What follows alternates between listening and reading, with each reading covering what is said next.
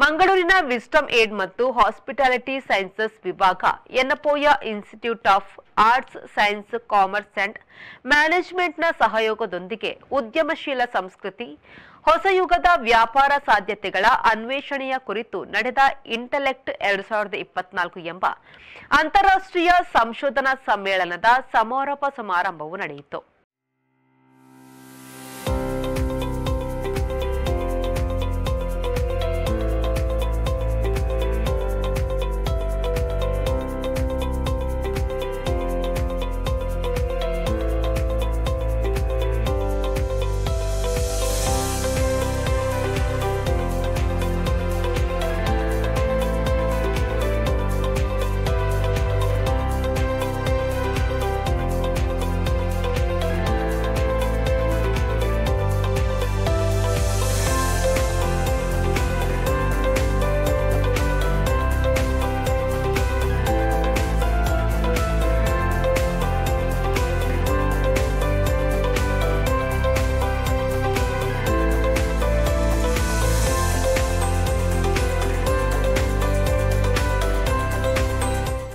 ನಗರದ ಬಲ್ಮಠದ Yenepoya institute of science commerce and management ಕ್ಯಾಂಪಸ್ನಲ್ಲಿ ಕಾರ್ಯಕ್ರಮವನ್ನು ಆಯೋಜಿಸಲಾಗಿತ್ತು.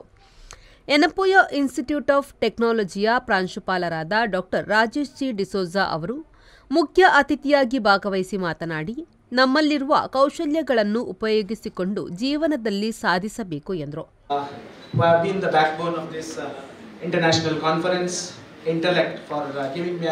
Opportunity to talk to you.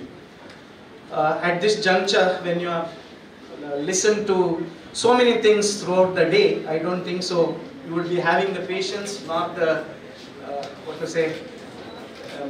the time is not right to speak much. But let me keep it crisp and short.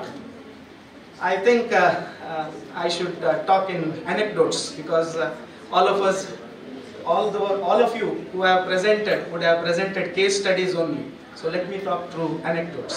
I would begin to say with this, or rather start with a quote. Logic will take you from A to B and imagination will take you everywhere. I think this was by Albert Einstein.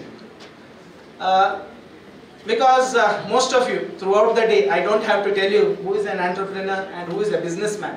ಸ್ವಿಟ್ಜರ್ಲೆಂಡಿನ HTMIನ country head for India Hemchand Varma ಮಾತನಾಡಿ, ಎಲ್ಲ ವಿಷಯಗಳ ಬಗ್ಗೆ ಮತ್ತು ಎಲ್ಲರ ಬಗ್ಗೆಯೂ ತಿಳಿದುಕೊಳ್ಳುವ ಆಸಕ್ತಿಯನ್ನು ಬೆಳೆಸಬೇಕು.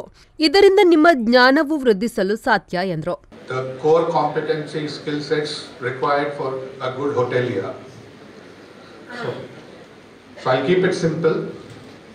First and foremost, grooming.